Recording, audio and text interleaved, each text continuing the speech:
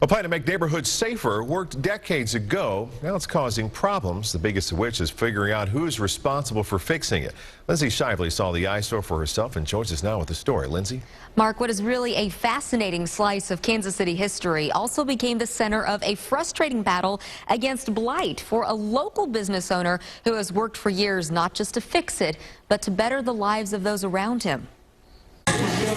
That's the sound of success at Metro Barber College. See how you coming over here. Owner Stephen Watson has worked for more than 10 years to give people a chance to make their own living, inspired by his time working with inmates. Those guys were getting out and I was watching them come right back in. What happens in here has become a staple of this community. That's all I want, is to give them a safe, comfortable, clean environment. But right outside these walls, a long-lost part of Kansas City history, these tunnels are trashing his business. Well, every time you got a customer come in, they say, when you guys going to clean it up? So why are they here? Well, boarded up Greenwood Elementary School sits across the street from Watson's business.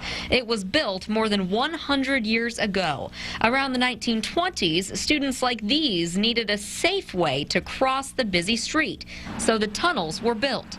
In the late 60s, Mona Moore was one of those students. It was well lit, it was clean, it was kept up. Her son was a Greenwood student too, but sometime in the 80s, Moore says the tunnels closed. Between the crime and the animals, and the decay, it just was beginning to be an eyesore. Rats, possums. Fast forward another 20 years, and the problems haven't gotten any better. Watson says rodents run rampant in the tunnels and then into his building. Transients cut through the fences to sleep, and it's become a dump for trash.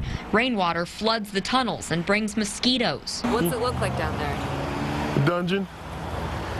Looks like a dungeon. And Watson has been trying to get help, calling the city for more than a decade. You know, you get on them and then they keep sending you to so many channels and nothing gets done. Since Watson told us, and we've made some calls, we've learned the wheels have begun to turn today. But nothing could have ever made Watson leave 27th and Cleveland. This is where it's needed. This is where people are wanting the education. Part of the problem we had for years, no one could tell Watson who owned these tunnels. We found out today they belonged to the Public Works Department. Part of the problem to find that answer was because these were built before the Public Works Department was even created. Now City Council members will be brought into the loop to see what can be done about these blighted bits of Kansas City history. We'll keep you posted. Lindsay Shively, 41 Action News.